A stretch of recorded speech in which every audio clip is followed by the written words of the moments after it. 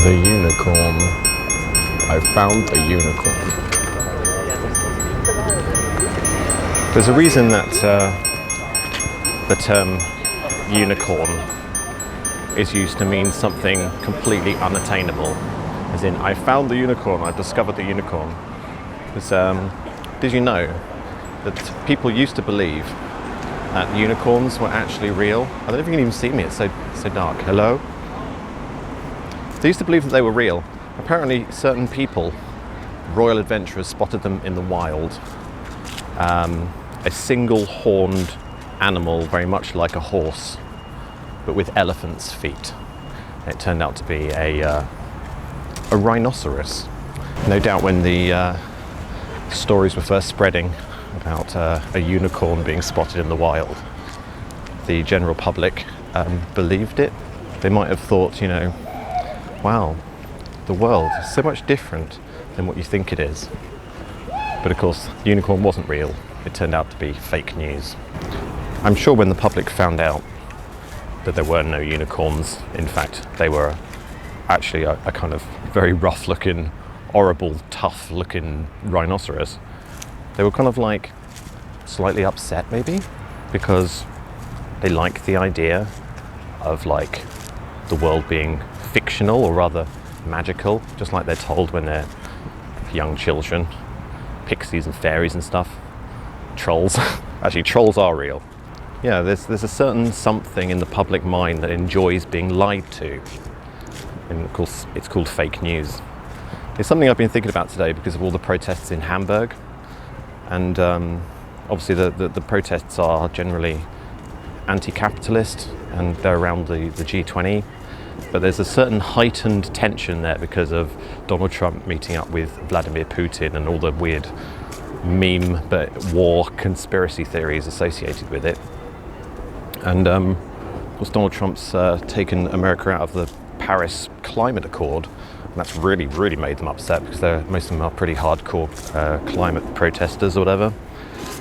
And if you ask me, it's fake news, isn't it? I mean, the press for a very long period of time, especially the most successful members of the press, have always been pretty much hooked and addicted to government press releases. And government press releases a lot of the time are misleading because they're basically propaganda. Some of the press release obviously might be military propaganda, meaning they don't really want the public to know what's actually going on. Neither do they want other countries to really understand exactly what's going on. So a government press release manipulated by the press into a story is essentially sort of fluffing up, making stuff sort of curly and nice and shiny in exactly the same way as the reality is rhinoceros, the press story is unicorn. All the fake news like associated with Donald Trump and lying about Donald Trump and radicalizing everybody, I mean, in a way, it's good, because the things that, you know, a lot of people still absolutely believe are so fake that presumably, like, when they actually realize that it was fake, that might shake them up enough to actually like come out of the box or start thinking outside the box. They're violently protesting, and it's made more violent because of something that's actually not true. But at least possibly it might lead to something more positive. There is, however, one particular thing about fake news, or a certain topic in fake news, which I think is going to be very robust, and essentially is sort of like the very last stepping stone to like the vast majority of the public waking up to the bullshit and the lies and the fake news and the military propaganda. And it is, of course, climate change. I don't mind seeing people protesting. It's good to see people putting the effort in to actually make their voice heard, etc. I don't necessarily agree with the violence of it, because I don't think that helps at all. There's no point in like going to make your voice heard when your very mouth is going to be filled up with like high pressure water jet. You know, a lot of the time they're engineered into a position to protest for things that the government actually want to happen in the first place. I mean, when you look at the G20 and you look at like climate change talks with the government, there's always loads of people there protesting, urging the government to sign up to climate deals.